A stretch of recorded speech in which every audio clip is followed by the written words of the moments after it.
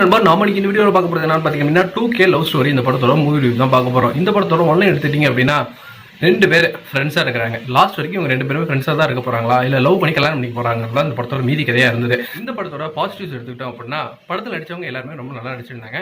ஹீரோட கேரக்டர் மட்டும் இன்னும் கொஞ்சம் பெட்டராக இருந்திருக்கலாமோ, ஏன்னா ஹீரோயின் கொடுக்கப்பட்ட ரோலோட ஹீரோக்கும் ரொம்ப கொஞ்சம் ரோல் கம்மியாக இருந்தது.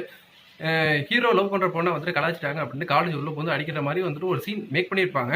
அது அர்ஜுன் ரெட்டி அளவுக்கு கூட இம்பாக்ட் கொடுக்கல, அந்த அளவுக்கு மாதம் இருந்திருக்கணும். பட் அது கேட்டோட வந்துட்டு வேற ஒரு ஃப்ரெண்ட் வந்துட்டு தடுத்து விட்டாங்க. ஸோ இந்த மாதிரி வந்துட்டு போகிற போக்கில் ரொம்ப வந்துட்டு பார்த்தீங்க அப்படின்னா எந்த இடத்துலலாம் வந்துட்டு சீன்ஸ் வந்துட்டு அழகாக எமோட் ஆகும்னு நினச்சிட்டு இருந்தோமோ அந்த இடம்லாம் ரொம்ப செட்டிலாக வந்துட்டு முடிஞ்சிருச்சு. எதிர்பாராத இடத்துல நடக்கக்கூடிய ஆக்சிடென்ட் எந்த விதத்துலையுமே எனக்கு பெருசாக கை கொடுக்கல. அதுக்கப்புறம் நடக்கக்கூடிய நிகழ்வுகள் ஃபர்ஸ்ட் ஹாஃப் கம்பேர் பண்ணும்போது செகண்ட் ஹாஃப் நல்லாவே போயிருந்தது.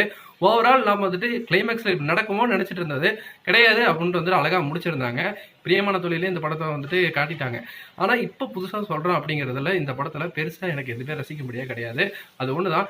பழையவாக இருந்தாலுமே நான் வந்துட்டு ரசித்து பார்ப்பேன். போர் அடிக்காமல் போனால் போதும் அப்படின்னா இந்த படத்தை நீங்கள் தாராளமாக ட்ரை பண்ணி பார்க்கலாம். என்னை பொறுத்தவரைக்கும் ஒன் டைம் வாட்சபிளான மூவியாக தான் இருந்தது. நன்றி, வணக்கம்.